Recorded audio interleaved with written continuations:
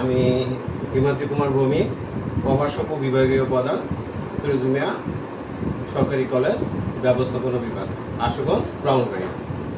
আজকের আমার যে ক্লাসের বিষয় সেটা হলো অংশীদারি ব্যবসা। এটা বিবিএ অনার্স প্রথম বর্ষ ছাত্রছাত্রীদের জন্য আজকের এই ক্লাস। আজকে অনলাইন ক্লাস করার মূলত যে আমার পাঠ্যক্রম আছে সেটা হলো দুইটা কোশ্চেন আজকে আলোচনা করব। প্রথমটা হলো অংশীদারি ব্যবসার অপরিহার্য উপাদান এবং অংশীদারি কারবারের বৈশিষ্ট্য। যা অংশীদারি কারবারের অপরিহার্য উপাদান এবং বৈশিষ্ট্য আলোচনা করার পূর্বে আমরা অংশীদারি ব্যবসা নিয়ে কিছু আলোচনা করব। এটা সংজ্ঞাটা একটু আলোচনা করার দরকার। সাধারণত বিশ্বের প্রাচীনতম ব্যবসা ছিল এক মালিকানা ব্যবসা। এক মালিকানা কারবার সাধারণত কি করত? একজন ব্যক্তি তার মূলধন পুঁজি বিনিয়োগ করে এবং নিজের পরিচালনায় নিজের তত্ত্বাবধানে ব্যবসাটা করত। তাতে যে সমস্যা হতো, একজন ব্যক্তির পক্ষে বৃহৎ পরিসরে ব্যবসা করা সম্ভবপর হয়। পরবর্তীতে তাদের এই সমস্যা সমাধান করতে যে ব্যবসা সংগঠনের উদ্ভব হয় সেটা হলো অংশীদারি সংগঠন। অংশীদারি সংগঠনে দুই বা ততোধিক ব্যক্তি একত্রিত হয়ে চুক্তির ভিত্তিতে মুনাফা অর্জনের নিমিত্তে সংগঠন গঠন করে থাকে। যাক, আজকে আমরা এ প্রসঙ্গে কিছু বলি, আর কিছু সংজ্ঞাগত কিছুটা আলোচনা করা দরকার ছাত্রদের জানার জন্য। কেননা এখানে এক নম্বর অতি সংক্ষিপ্ত প্রশ্ন আসে, অথবা অনেক সময় কি করা হয় যে খ গ্রুপের সংক্ষিপ্ত প্রশ্ন হিসেবে অংশীদারি কারবার বলতে কি বোঝা আসে, সে নিরিখে কিছুটা ধারণা দেওয়া উচিত ছাত্রদের। তো আমরা সাধারণত অংশীদারি কারবার বলতে দুই বা ততোধিক ব্যক্তি মুনাফা অর্জনের নিমিত্তে চুক্তিবদ্ধ হয়ে যে ব্যবসা সংগঠন করেন তাকে অংশীদারি ব্যবসা বলা হয়ে থাকে। আবার বাংলাদেশে প্রচলিত 1932 সালের ভারতীয় অংশীদারি আইনের 4 ধারা বলা হয়েছে, সকলের পক্ষে একজনের দ্বারা পরিচিত ব্যবসার মুনাফা নিজেদের মধ্যে বন্টনের নিমিত্তে অংশীদারদের মধ্যে চুক্তিবদ্ধ সম্পর্ক হয় তাকে অংশীদারি বলে। আর যারা এসব সম্পর্ক সৃষ্টি করে তাদেরকে অংশীদার বলে, আর সম্মিলিতভাবে ওই সংগঠনকে অংশীদারি ব্যবসা বলে। আবার এটা হলো সবচেয়ে জনপ্রিয় সংজ্ঞা বাংলাদেশে প্রচলিত 1932 সালে অংশীদারি আইনের 4 ধারা অনুযায়ী। যাক, আমরা কিছু বিশেষজ্ঞ ব্যবসা সংগঠন বিশেষজ্ঞদের আমরা সংজ্ঞা অন্তত আলোচনা করি। মিস্টার পার্সন আমেরিকার একজন বিশেষজ্ঞ। উনি বলছেন, দুই বা ততোধিক ব্যক্তি সাধারণ সুবিধা আদায়ের জন্য তাদের পুঁজি শ্রম দক্ষতাকে একত্রিত করে যদি ব্যবসা সংগঠন করেন তখন তাকে অংশীদারি ব্যবসা বলে। তাই আমরা অংশীদারি ব্যবসা যদি সংজ্ঞাটা যদি একটু বিশ্লেষণ করি, তাহলে অংশীদারি ব্যবসা হলো কি? ব্যবসায়িক সুবিধা অর্জনের জন্য দুই বা ততোধিক ব্যক্তি তাদের শ্রম দক্ষতা এবং যোগ্যতাকে বিনিয়োগ করে মুনাফা অর্জনের নিমিত্তে যে ব্যবসা সংগঠন করেন তাকে আমরা কি বলবো? তাকে অংশীদারি সংগঠন বলবো। তো অংশীদারি সংগঠনের এই সংজ্ঞাগুলা বিশ্লেষণ করে আমরা যেটা দেখতে পাই, অংশীদারি কারবারের মূলত যে বৈশিষ্ট্যগুলো দেখি তা হলো যে এটা একটি চুক্তি। এখানে অংশীদারদের মধ্যে চুক্তিবদ্ধ সম্পর্ক থাকে। এখানে একাধিক সদস্য থাকে, অর্থাৎ অংশীদারি ব্যবসা সংগঠন করতে হলে কমপক্ষে 2 জন, অর্থাৎ একাধিক সদস্য লাগে। এরা মুনাফাটা অর্জন করবে এবং মুনাফাটা কি করবে? বন্টন করবে। এখানে পারস্পরিক প্রতিনিধিত্ব আমরা 4 দ্বারা যদি দেখি, সকলের দ্বারা অথবা সকলের পক্ষে একজনের দ্বারা এই কথা বলা হয়েছে, তাহলে এখানে পারস্পরিক প্রতিনিধিত্ব। তাহলে উপরের বৈশিষ্ট্যের আলোকে আমরা বলতে পারি অংশীদারি সংগঠন হলো এমন একটি সংগঠন যে সংগঠনে দুই বা ততোধিক ব্যক্তি মুনাফা অর্জনের নিমিত্তে চুক্তিবদ্ধ হয়ে ব্যবসা সংগঠন করেন এবং পরিচালনা করেন। তাহলে আমরা অতি সংক্ষেপে অংশীদারি সংগঠনের সংজ্ঞা আলোচনা করলাম। এখন আমরা যেটা আলোচনা করব, আমাদের আজকের আলোচনার মূল বিষয়, সেটা হলো অংশীদারি সংগঠনের উপাদান। তবে অংশীদারি সংগঠনের উপাদান আলোচনা করার পূর্বে আমরা একটা জিনিস বলি, যে ভূমিকাতে একটা কথা বলি, যে অংশীদারি আইনে সরাসরিভাবে অংশীদারি কারবারে আবশ্যকীয় উপাদান সম্পর্কে বলা হয় না। তবে আমরা যদি 4 নাম্বার অংশীদারি অংশীদারি আইনের যে সংজ্ঞাটা দেওয়া আছে, অংশীদারি সংগঠনের যে সংজ্ঞাটা বা অংশীদারি ব্যবসায় যে সংজ্ঞাটা দেওয়া আছে, যার দ্বারা যেটা 1932 সালের অংশীদারি আইন, সেটা ব্যাখ্যা করলে এবং বিভিন্ন মামলা নিষ্পত্তি, যে বিভিন্ন মামলা হয়েছিল এ পর্যন্ত অতীতে, সেই মামলাগুলো বিশ্লেষণ করলে আমরা অংশীদারি সংগঠনের কতগুলা অপরিহার্য উপাদান দেখতে পাই। আজকে আমরা এই উপাদানগুলো অতি সংক্ষেপে আলোচনা করব। প্রথম যে উপাদানটা সেটা হলো, আমরা আলোচনা করব অংশীদারি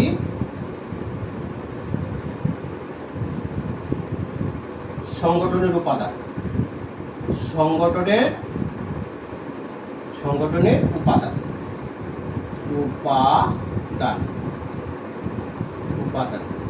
অংশীদারি সংগঠন যেসব উপাদান আছে সেগুলোর মধ্যে প্রথম যে উপাদানটা আছে সেটা চুক্তিবদ্ধ সম্পর্ক। চুক্তিবদ্ধ সম্পর্ক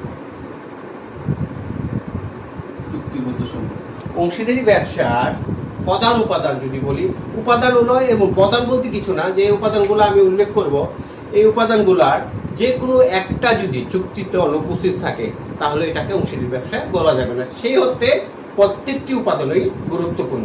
তো আমরা যে উপাদানটা প্রথম আলোচনা করবো সেটা হলো চুক্তিবদ্ধ সম্পর্ক।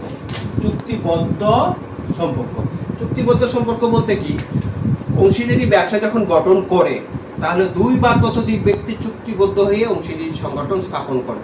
তাহলে দেখা যায় যে অংশীদারি সংগঠনের প্রধান যে উপাদান, অংশীদারি সংগঠন হতে হলে অংশীদারদের মধ্যে চুক্তিবদ্ধ সম্পর্ক স্থাপন থাকতে হবে।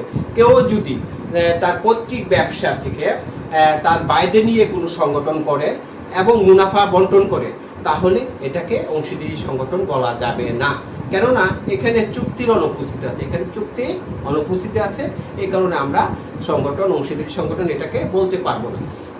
আবার বাংলাদেশে প্রচলিত 1932 সালের অংশীদারি আইনের 5 ধারায় বলা হয়েছে যে চুক্তি হতে অংশীদারি ব্যবসার সৃষ্টি সামাজিক মর্যাদা থেকে নয়, অর্থাৎ the relation of partnership business arises contract not from social status। আচ্ছা, পরবর্তী যে পয়েন্টটা আছে সে পয়েন্টটা হলো আইনসম্মত ব্যবসার উদ্দেশ্য। আইনসম্মত ব্যবসায়ের উদ্দেশ্য।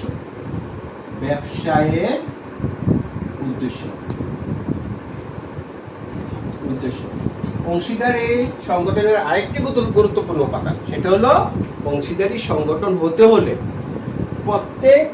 প্রত্যেকে দুই বা ততোধিক ব্যক্তি যে সংগঠন করবে, অংশীদারি সংগঠন করবে, সেই সংগঠনের যে ব্যবসাটা করবে, সংগঠিত করবে, তা অবশ্য বাংলাদেশে প্রচলিত আইন ও সামাজিক দৃষ্টিতে বৈধ হতে হবে। কি হতে হবে? বাংলাদেশে প্রচলিত আইন ও সামাজিক দৃষ্টিতে এটা কি করতে হবে? বৈধ হতে হবে। সুতরাং কেউ যদি চুক্তিবদ্ধ হয়ে আইনের বহির্ভূত কোনো ব্যবসা করে তাহলে এটাকে আমরা অংশীদারি ব্যবসা বলবো না, এটা আইনের দৃষ্টিতে বৈধ নয়। যেমন দুই বন্ধু একত্রিত হয়ে চুক্তির মাধ্যমে কি করলো?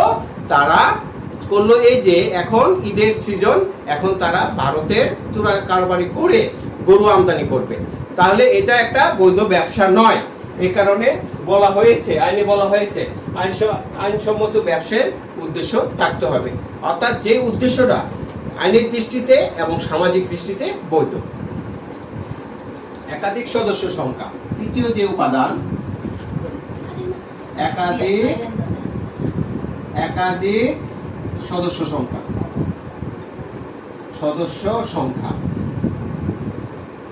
অংশীদারি ব্যবসায়ের একটা গুরুত্বপূর্ণ উপাদান হলো অংশীদারি সংগঠনে বা অংশীদারি ব্যবসায় একাধিক সদস্য সংখ্যা থাকতে হবে। একাধিক সদস্য সংখ্যা কি থাকতে হবে? সদস্য থাকতে হবে। তাহলে যদিও অংশীদারি আইনে এ ব্যাপারে কিছু বলা নাই, তবে কোনো বিচারকের মামলায় দেখা গেছে যে বলছে যে 2 এর অধিক সদস্য থাকতে হবে। হ্যাঁ, 2 এর অধিক কি থাকতে হবে? সদস্য থাকতে হবে। তবে বাংলাদেশে প্রচলিত 1994 সালের কোম্পানি আইনে 4 ধারায় বলা হয়েছে অংশীদারি সংগঠনের সদস্য সংখ্যা সম্পর্কে কিছুটা আলোচনা করা হয়েছে। এখানে বলা হয়েছে যে সাধারণ অংশীদারি সংগঠনের সদস্য সংখ্যা হবে 2 থেকে 20 জন, আর ব্যাংকিং সেক্টরের ক্ষেত্রে সদস্য সংখ্যা হবে 2 থেকে 10 জন। পরবর্তী পয়েন্ট আসতেছে 4 মুনাফা অর্জন ও বন্টন। মুনাফা অর্জন ও বন্টন। আরেকটা গুরুত্বপূর্ণ উপাদান, আমরা যদি 2 বা ততোধিক ব্যক্তি মিলে একটা চুক্তিবদ্ধ একটা সংগঠনই করি এবং আমাদের মুনাফাটা যদি আমরা নিজেদের মধ্যে বন্টন না করে, হ্যাঁ, জনকল্যাণের জন্য অথবা এতিম ছেলে মেয়েদেরকে কি করি প্রদান করি, তাহলে কিন্তু এটা অংশীদারি সংগঠন হবে না। এই কারণে বলা হয়েছে মুনাফা অংশীদারি ব্যবসার অন্যতম উপাদান হলো এই মুনাফা অর্জন করতে হবে এবং তার সদস্যদের মধ্যে বন্টন করতে হবে। না হলে এটা না করলে আমরা এটাকে অংশীদারি ব্যবসার আওতায় আনতে পারবো না। পারস্পরিক প্রতিনিধিত্ব। পারস্পরিক প্রতিনিধিত্ব। পারস্পরিক প্রতিনিধিত্ব। প্রতিনিধিত্ব।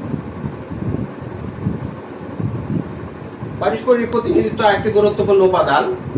বাংলাদেশে প্রচলিত 1932 সালে ভারতীয় অংশীদারি আইনের 4 দ্বারা বলা হয়েছে সকলের দ্বারা অথবা সকলের পক্ষে একজনের দ্বারা। এটাতে বোঝা যায় কি, এখানে পারস্পরিক প্রতিনিধিত্ব বোঝা যায়। কেউ যদি কোনো প্রতিষ্ঠানের সকলের পক্ষে পরিচালনা করে, সেক্ষেত্রে সে প্রধান, অন্যরা হলো তার প্রতিনিধি। সুতরাং এখানে সকলের প্রধান এবং প্রতিনিধি হিসেবে বিবেচিত হয়। এই কারণে অংশীদারি কারবারের একটা অন্যতম উপাদান হলো পারস্পরিক প্রতিনিধিত্ব। ব্যবস্থাপনা ও পরিচালনা আরেকটা পয়েন্ট। ব্যবস্থাপনা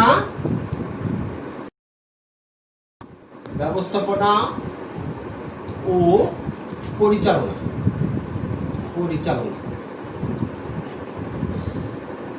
ব্যবস্থাপনা ও পরিচালনা। এখানে ব্যবস্থাপনা সম্পর্কে যে কথা বলা হয়েছে, অংশীদারি কারবারের আবার বারবার 4 ধারা, আগেই বলছি, ভূমিকাতে বলছি যে আমরা অংশীদারি কারবারের আইন মানে 4 নাম্বার ধারাতে, আইনের 4 নাম্বার ধারাতে যে সংজ্ঞা দেওয়া হয়েছে, এই সংজ্ঞা বিভিন্ন মামলা থেকে কিন্তু উপাদানগুলো আমরা কালেক্ট করে, বিভিন্ন বিশেষজ্ঞরা কালেক্ট করে উপাদানগুলো সন্নিবেশিত করেছেন। সেই কারণে এখানে দেখা যায় ব্যবস্থাপনা পরিচালনা সম্পর্কে বলা হয়েছে ব্যবস্থাপনা কারা, যারা পরিচালনায় অংশগ্রহণ করবে, প্রতিষ্ঠানকে নিয়ন্ত্রণ করবে, হ্যাঁ, তারাই কিন্তু ব্যবস্থাপক এবং তারাই কিন্তু পরিচালনা করে থাকে। সেই অর্থে এখানে আমরা 4 দ্বারা যে সংজ্ঞাটা বলা হয়েছে, সেই সংজ্ঞার পক্ষে বলতে সকলের দ্বারা বা সকলের পক্ষে একজনের দ্বারা, এই কথা বলছে।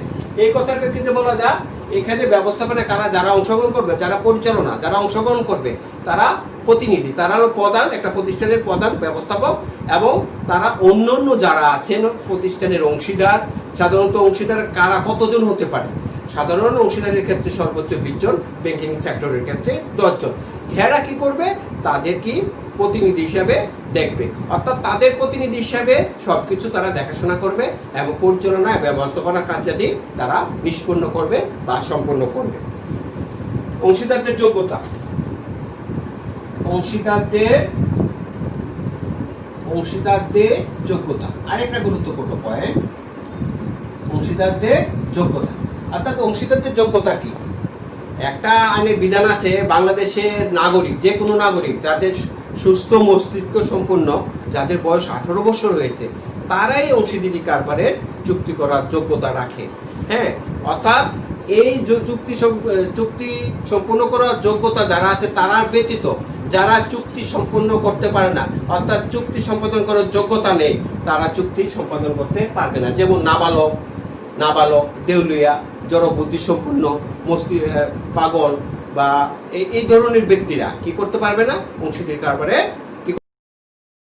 কি করতে পারবে? চুক্তি সম্পাদন করতে পারবে না। এখানে একটা কথা বলি, দেউলিয়া কি? আমরা জানি বাংলাদেশে 1997 সালে দেউলিয়া আইন প্রচলিত আছে। দেউলিয়া আইন অনুযায়ী একটা ব্যবস্থাপনা আছে। কেউ যদি ব্যবসা তো লোকসান করে বা লস করে, তখন কি হয়? তখন ওই প্রতিষ্ঠানের অন্য কেউ যদি তার বিরুদ্ধে মামলা দায়ের করে আদালতে দেউলিয়া আইন অনুযায়ী, তখন একজন প্রথম শ্রেণীর ম্যাজিস্ট্রেট তার সম্পদ এবং দায়ের জিনিসগুলো দেখবেন, দেখে তাকে দেউলিয়া ঘোষণা ব্যবস্থা করবেন এবং তার বাসার সামনে একটা লাল সাইনবোর্ড টাঙিয়ে দিবেন। এটা একটা নিয়ম বা বিধান আর কি। আরো অন্যান্য নিয়ম আছে, যেমন উনি 2 লক্ষ টাকার প্রয়োজনীয় তৈজসপত্র, বাসন বা একটা ফ্ল্যাট বাড়ির 2000 স্কয়ার ফুটের জায়গা ব্যতীত বাকি সম্পদ বিক্রি করার এর আওতায় থাকবে। অংশীদারদের যোগ্যতা।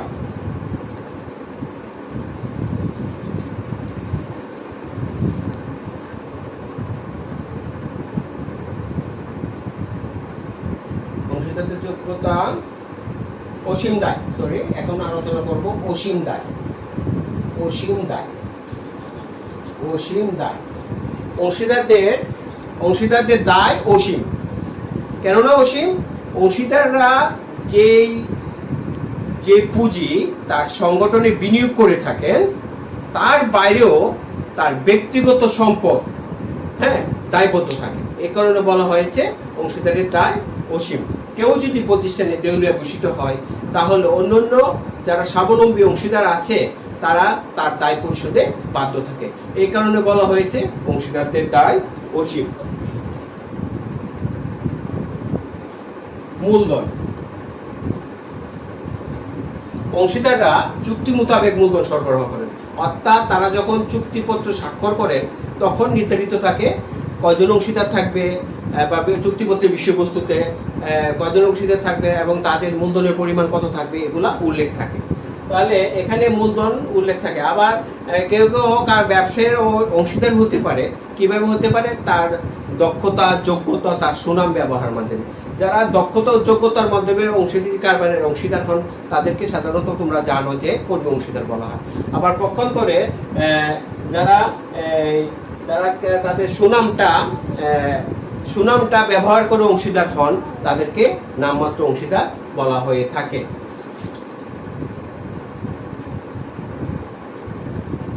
আরেকটা পয়েন্ট এটা আলোচনা করি, পারস্পরিক আস্থা ও বিশ্বাস। পারস্পরিক আস্থা ও বিশ্বাস। অংশীদারি কারবারে অংশীদার হতে হলে অংশীদারদের মধ্যে কি থাকতে হবে? পারস্পরিক আস্থা ও বিশ্বাস থাকতে হবে। কারণ অংশীদারি ব্যবসা পরম সৎবিশ্বাসের চুক্তি এবং তাদের সম্পর্কে হলো পরম সৎবিশ্বাসের সম্পর্ক বলা হয়। তাদের মধ্যে বিশ্বাস হতেই কিন্তু তারা কি করে? চুক্তি করে এবং ব্যবসা সংক্রান্ত যাবতীয় সিদ্ধান্তের মাধ্যমে ব্যবসাকে সামনের দিকে এগিয়ে দেয়। এ কারণে বলা হয়েছে যে পারস্পরিক আস্থা ও বিশ্বাস না থাকলে অংশীদারি ব্যবসা কি হবে? অবলুপ্ত হবে এবং ব্যবসা বিভিন্ন সময়ে বিভিন্ন রকম। এখন আলোচনা করব অংশীদারি ব্যবসায় অপরিহার্য বৈশিষ্ট্য। অংশীদারি কারবারে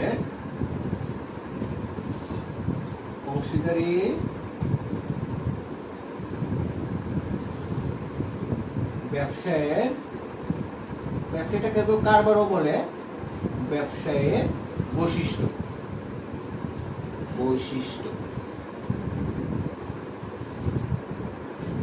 কি? বৈশিষ্ট্য হলো কিছু গুণ বা সক্রিয়তা যা একজন থেকে আরেকজনকে কি করে? পৃথক করে। যেমন করিম একজন ব্যক্তি, করিমের যে বৈশিষ্ট্য আছে, গুণ আছে, রহিমের তা না থাকতে পারে। তাহলে এই গুণ দ্বারা করিম এবং রহিমের মধ্যে পৃথক আমরা নির্ণয় করতে পারি। এটাই বৈশিষ্ট্য। যা এখন আলোচনা করব। প্রথম যে বৈশিষ্ট্যটা আমরা দেখতে পাই, সহজ গঠন।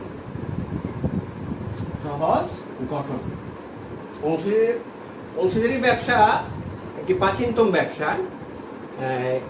বিশ্বের প্রাচীনতম ব্যবসার এক মালিকানাকে যদি আমরা দেখি, তারপরে যতগুলো ব্যবসা সংগঠন আছে 7টি বা 8টি, তার মধ্যে সবচেয়ে সহজ হলো অংশীদারি সংগঠন। এখানে কি করে? 2 বা ততোধিক ব্যক্তি একত্রিত হয়ে চুক্তিবদ্ধ হয়ে মুনাফা অর্জনের নিমিত্তে ব্যবসা সংগঠন গঠন করে। তাহলে এটা খুব সহজ। 2 বা ততোধিক ব্যক্তি অর্থাৎ যারা খুব সহজ, বন্ধু বান্ধব, আত্মীয় স্বজন, সাধারণত নিজেদের মধ্যে বা এক গ্রামের এরকম লোকেরা কি করে? এই ধরনের সংগঠন একসাথে কি গঠন করে। এবং এটা গঠনের আরেকটা কি, এটা কিভাবে আরম্ভ কার্যকলাপ, এটা যে ব্যবসা সংগঠনটা যারা করেন তারা যে অঞ্চলে আছেন, এটা যদি ধরো ঢাকা মেট্রোপলিটন, তাহলে কোথায় আছে? ঢাকা সিটি কর্পোরেশনের আন্ডারে আছে, উত্তর আছে, দক্ষিণ আছে। এখান থেকে কি করতে হয়? ট্রেড লাইসেন্স সংগ্রহ করতে হয়। আবার যদি পৌরসভা থাকে, পৌরসভার অন্তর্ভুক্ত হবে ব্যবসাটা, তাহলে পৌরসভা কি করতে হবে, কি একটা ট্রেড লাইসেন্স সংগ্রহ করে। আর ইভেন যদি ইউনিয়ন পরিষদে হয়, ইউনিয়ন পরিষদের একটা ট্রেড লাইসেন্স সংগ্রহ করতে হবে। এর মধ্যে এর কার্যকলাপ সমাপ্তি হয়, অর্থাৎ এটা গঠন প্রক্রিয়া সমাপ্তি হয়। দ্বিতীয় যে বৈশিষ্ট্যটা সেটা হলো চুক্তিবদ্ধ সম্পর্ক। চুক্তিবদ্ধ সম্পর্ক অর্থাৎ দুই বা ততোধিক ব্যক্তি চুক্তি করে কিন্তু ব্যবসাটা গঠন করে। তাহলে তাদের সম্পর্কটা কি, তাদের সম্পর্কটা যেদিন থেকে যাদের চুক্তি হয়েছে, ব্যবসা সংগঠন হয়েছে, সংগঠিত হয়েছে, গঠিত হয়েছে, সেদিন থেকে তাদের সম্পর্ক স্থাপন হয়েছে কিভাবে, চুক্তির মাধ্যমে। তাদের সংগঠনটা স্থাপন হয়েছে কিভাবে, চুক্তির মাধ্যমে। তাহলে চুক্তিবদ্ধ সম্পর্ক অংশীদারি কারবারের একটি অন্যতম বৈশিষ্ট্য। অর্থাৎ একটা কথা কি, আমরা যদি 5 ধারা দেখি, অংশীদারি একটা 5 ধারা বলা হয়েছে অংশীদারি কারবারের সৃষ্টি হয়েছে কি হচ্ছে, চুক্তি থেকে, সামাজিক মর্যাদা থেকে নয়। সুতরাং এ থেকে বোঝা যায়, স্পষ্ট বোঝা যায় যে অংশীদারি কারবারের সৃষ্টি, অংশীদারি কারবারের ক্ষেত্রে চুক্তিবদ্ধ সম্পর্ক একটা গুরুত্বপূর্ণ সম্পর্ক। সদস্য সংখ্যা। সদস্য সংখ্যা একটা গুরুত্বপূর্ণ পয়েন্ট। সদস্য সংখ্যা সম্পর্কে অংশীদারি আইনে কিন্তু সরাসরি কিছু বলা হয় নাই। তবে আমরা 1932 সালে যে অংশীদারি আইন আছে সেটা যদি আমরা দেখি, সংজ্ঞাতে 4 ধারায় বলা আছে সকলের পক্ষে অথবা সকলের পক্ষে, সকলের দ্বারা, প্রত্যেকের, এইভাবে কথাটা আছে। হ্যাঁ, এই যে কথাটা আছে তাতে বোঝা কি, এটা দ্বারা বোঝা যায় যে এখানে এক বা একাধিক সদস্য আছে, এটা নির্দিষ্ট নয়। আবার বিভিন্ন মামলায় আগের যে অংশীদারি আইনের আগে চালু করবে যে কতগুলো মামলা হয়েছিল, সেই মামলাতে দেখা যায় যে এখানে বিচারপতিটা বলছে একাধিক সদস্য, কিন্তু উল্লেখ করে নেই কোনো কিছুতে কতজন, এটা উল্লেখ করে না। তবে বাংলাদেশে প্রচলিত 1994 সালের কোম্পানি আইনে কি বলছে, কোম্পানি আইনে সদস্য সংখ্যা সম্পর্কে বলা হয়েছে। সেখানে বলা হয়েছে যে অংশীদারি ব্যবসায় কোন ধরনের ব্যবসা তার উপর নির্ভর করে সদস্য সংখ্যা। যদি সাধারণ অংশীদারি কারবার হয় সেক্ষেত্রে সদস্য সংখ্যা হবে 2 থেকে 20 জন। আবার ব্যাংকিং সেক্টরের ক্ষেত্রে কি হবে, 2 থেকে 10 জন হবে। সদস্যদের যোগ্যতা।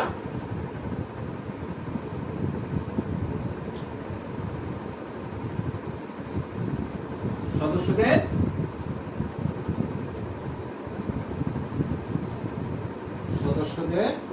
যোগ্যতা।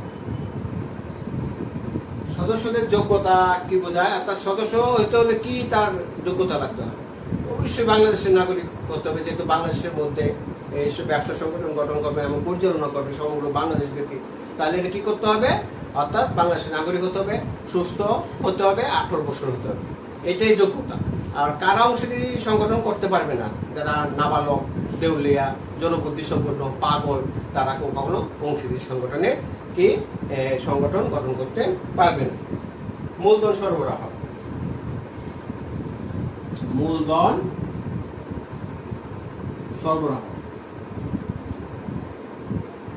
মূলধন সরবরাহটা যেটা, অর্থাৎ মূলধন সরবরাহ কিভাবে করবে, চুক্তি অনুযায়ী, চুক্তিতে বা চুক্তির বিষয়বস্তুতে যেভাবে উল্লেখ আছে সেইভাবে কিন্তু মূলধন সরবরাহ করতে হবে। আবার অনেকে মূলধন সরবরাহ না করেও অংশীদারি কারবার সংগঠনের বা অংশীদারি ব্যবসায়ের বা অংশীদারি কারবারের কি হতে পারে, সদস্য হতে পারে। যেমন কেউ দক্ষতা আছে, যোগ্যতা আছে, সে তার দক্ষতা এবং যোগ্যতাকে কাজে লাগিয়ে কি করতে পারে, সদস্য হতে পারে। আবার কারো সুনাম আছে, সে তার সুনামকে কাজে লাগিয়ে অংশীদারি সংগঠনের সদস্য হতে পারে। যারা দক্ষতা এবং যোগ্যতাকে কাজে লেগে সদস্য হয় তাদেরকে কি কর্মী অংশীদার বলে।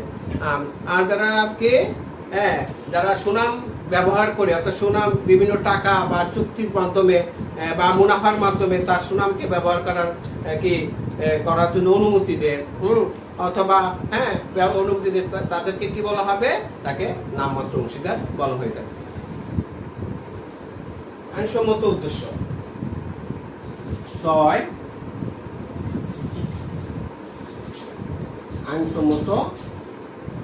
আইনসম্মত উদ্দেশ্য।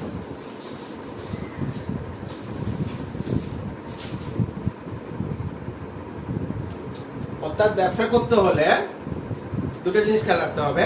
একটা হলো দেশের প্রচলিত আইন অনুযায়ী আমার ব্যবসাটা বৈধ কিনা, আরেকটা হলো সামাজিক দৃষ্টিতে এটা বৈধ কিনা। এই দুইটা খেয়াল রেখেই কিন্তু আমরা ব্যবসা করব।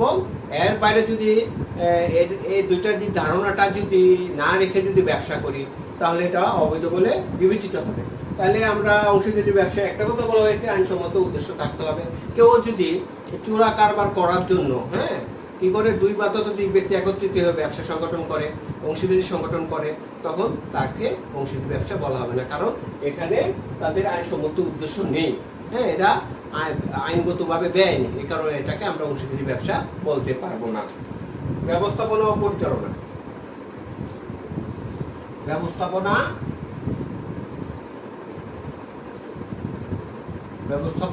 ও পরিচালনা।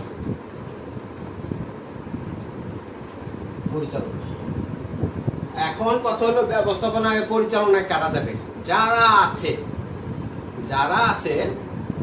অর্থাৎ যারা অংশীদারি কারবারে আছেন, অর্থাৎ 2 থেকে 10 জন 20 জন হতে পারে প্রতিষ্ঠানের সংগঠন অনুযায়ী। তারা প্রত্যেকে কিন্তু ব্যবস্থাপনা ও পরিচালনায় অংশগ্রহণ করতে পারে। প্রত্যেকে পারে, কিন্তু সব প্রত্যেকে করেন না। এখানে 4 ধারার কথা উল্লেখ করা যেতে পারে। 4 ধারা বলা হয়েছে সকলের পক্ষে একজনের দ্বারা পরিচালিত মুনাফা। তাহলে এখানে যে 4 ধারা যে কথাটা বলছে, 4 ধারার কথা যেটা বলছে, সেই 4 ধারার কথা অনুযায়ী বলছে যে সকলে অংশগ্রহণ করে না। যারা অংশীদারি কারবারে অংশগ্রহণ করে পরিচালনা তারা ব্যবস্থাপনায় থাকেন, তারা অন্যদের প্রতিনিধি হিসেবে থাকেন। তাহলে ব্যবস্থাপনা কারা থাকে? যারা পরিচালনায় অংশগ্রহণ করেন, তারাই ব্যবস্থাপনা এবং পরিচালক হিসেবে বিবেচিত হবে। পরের পয়েন্টটা হলো লাভ ক্ষতি বন্টন। লাভ ক্ষতি বন্টন। এখন একটা ব্যবসা করে সাধারণত সবাই ব্যবসার উদ্দেশ্য কিন্তু মুনাফা অর্জন। এখন আমার কথা হলো, এটা একটা উন্নত বৈশিষ্ট্য। আমার কথা হলো যে লাভ ক্ষতিটা কিভাবে বন্টন করবে।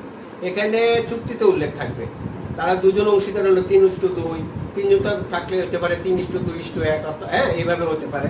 কিন্তু যখন লাভ ক্ষতির কথা উল্লেখ না থাকে তাহলে কিভাবে বন্টন করবেন? এই প্রসঙ্গে 1932 সালের অংশীদারি আইনের 13 খ দ্বারাই বলা হয়েছে, কোনো চুক্তিপত্রে যদি কোনো মুনাফা বন্টনের কথা উল্লেখ না থাকে তাহলে তারা প্রত্যেক অংশীদাররা সমান অনুপাতে কি করবে? লাভ লোকসান বন্টন করবে। অসীম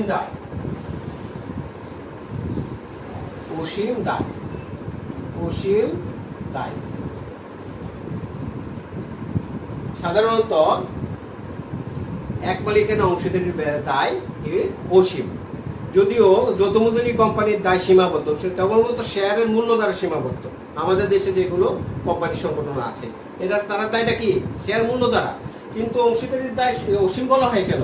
তারা যে পুঁজি নিয়ে ব্যবসা সংগঠন শুরু করেছে, যদি সমস্যায় পড়ে ব্যবসার লোকসান হয়, ওই সম্পদ তো যাবেই, ওই মূলধন তো যাবেই, পাশাপাশি নিজস্ব সম্পদ বিক্রি করেও দায় পরিশোধ করতে হয়। একটা উদাহরণ দেওয়া যেতে পারে, কোনো অংশীদারি সংগঠনকেও যদি দেউলিয়া ঘোষণা হয়, একজন সদস্য যদি দেউলিয়া ঘোষিত হয়, সেক্ষেত্রে তার দায়টা কিন্তু অন্যান্য বিত্তবান সদস্যদের কি করতে হবে?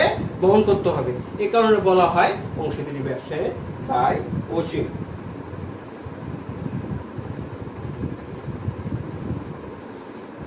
10 নম্বর পয়েন্ট, পারস্পরিক আস্থা ও বিশ্বাস। পারস্পরিক আস্থা ও বিশ্বাস। অংশীদারি ব্যবসা যেটা হলো, এটা একটা পরম সব বিশ্বাসের চুক্তি। এই কারণে এখানে অবশ্যই অংশীদারদের মধ্যে পারস্পরিক আস্থা বিশ্বাস আছে। পারস্পরিক আস্থা বিশ্বাস ব্যতীত তারা চুক্তিবদ্ধ হয়ে ব্যবসা সংগঠন করতো না। এই কারণে অংশীদারি ব্যবসাকে বলা হয় অংশীদারদের ক্ষেত্রে যেটা বলা হয় পরম বিশ্বাসের চুক্তি। এবং এখানে আরেকটা বলা হয়, এখানে কেন বলা হয়? কারণ তাদের মধ্যে পারস্পরিক আস্থা ও বিশ্বাস থাকে এবং তারা পরিচালনার ক্ষেত্রে দেখা যায় সকলের পক্ষে একজন পরিচালনা করে বা একাধিক ব্যক্তি ব্যবসাটা সংগঠন পরিচালনা করে। পারস্পরিক আস্থা বিশ্বাস না থাকলে এভাবে পরিচালনা করা সম্ভবপর হতো না।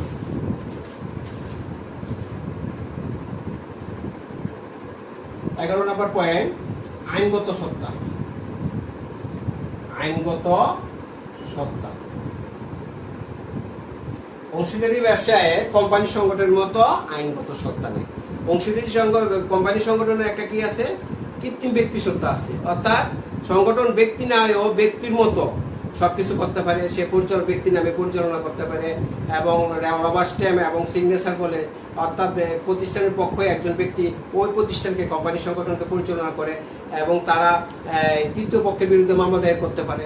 অর্থাৎ ব্যক্তি যা করতে পারে এই সংগঠন তা করতে পারে। এই কারণে বলা হয় যে কোম্পানি সংগঠন কৃত্রিম ব্যক্তি সত্তা বিশিষ্ট। কিন্তু এখানে আইনগত সত্তা নাই, কেননা এখানে ব্যক্তি সব কোনো কিছু সমস্যা হলে ব্যক্তি এবং প্রতিষ্ঠানের নামে, ব্যক্তির নামে মামলা করা হবে এখানে, হ্যাঁ, কোনো সমস্যা হলে, এবং আইনগত সত্তা এখানে নাই। নিবন্ধন। নিবন্ধন অংশীদারি সংগঠনে 2 বা ততোধিক ব্যক্তি একত্রিত সংগঠন গঠন করে। তো এই সংগঠনের ব্যাপারে এই যে চুক্তিটা আছে এটা লিখিত হতে পারে, মৌখিক হতে পারে, আবার লিখিত ও নিবন্ধিত হতে পারে। তবে নিবন্ধিত হয় ভালো। নিবন্ধিত প্রতিষ্ঠানগুলো অনিবন্ধিত প্রতিষ্ঠান থেকে অনেক সুবিধা অর্জন করে। তারা দাবি দেওয়া আদায়ের জন্য একজন আরেকজনের বিরুদ্ধে মামলা দায়ের করতে পারে এবং তৃতীয় প্রতিষ্ঠানের বিরুদ্ধেও মামলা দায়ের করতে পারে। আর অনিবন্ধিত প্রতিষ্ঠানগুলো সর্বোচ্চ 100 টাকা আদায়ের জন্য কি করতে পারে, তৃতীয় পক্ষের সাথে বা যাদের সাথে বিবাদমান পক্ষের বিরুদ্ধে মামলা দায়ের করতে পারে।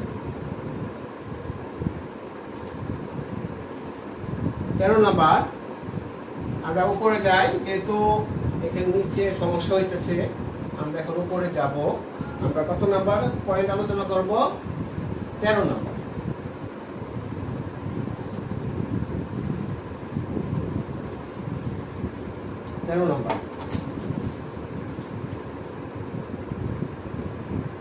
আমরা 14 নম্বর আলোচনা করব। মালিকানা হস্তান্তরযোগ্য নয়। মালিকানা হস্তান্তরযোগ্য নয়।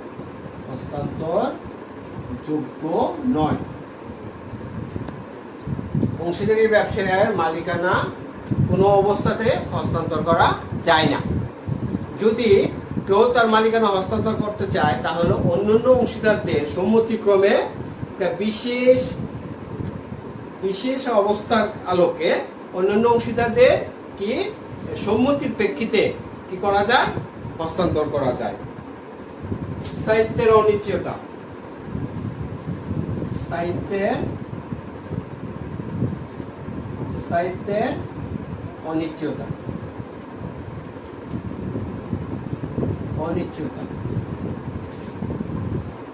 আমরা যদি কোম্পানি সংগঠনের দিকে দেখি, কোম্পানি সংগঠনের স্থায়িত্ব অসীম, অনেক। এটা কোম্পানি সংগঠনের স্থায়িত্ব অনেক, অর্থাৎ এটা স্থায়িত্ব বেশি। আমরা তোমরা হয়তো দেখতে পাচ্ছ যে ছোটবেলায় যে কোম্পানিগুলোর বিজ্ঞাপন দেখতেছে, এখনো দেখতেছো টেলিভিশনে, তাহলে দেখা যাচ্ছে অনেক বছর ধরে এটা কি করতেছে, সংগঠনগুলো টিকে আছে। তো এখানে আমরা অংশীদারি সংগঠনের স্থায়িত্বের নিশ্চয়তা, আনসার্টেনিটি অর্থাৎ অনিশ্চয়তা আছে। অর্থাৎ যে কেউ ইচ্ছা করলে বিজ্ঞপ্তি জারির মাধ্যমে অর্থাৎ প্রতিষ্ঠানে বিলুপ সাধনের জন্য বলতে পারেন, অথবা তাদের মধ্যে কি হতে পারে, রাশারাশি, দলাদলি বা বিভিন্ন কারণে, হ্যাঁ, একজনের মামলার প্রেক্ষিতে অন্যজন কি করতে পারে, অন্যজন মামলা দায়ের করতে পারে, যার ফলশ্রুতিতে আদালতের নির্দেশে অংশীদারি সংগঠনের বিলুপ সাধন ঘটতে পারে। স্বেচ্ছামূলক 16 নম্বর লাস্ট পয়েন্ট, স্বেচ্ছামূলক ব্যবসা সংগঠন।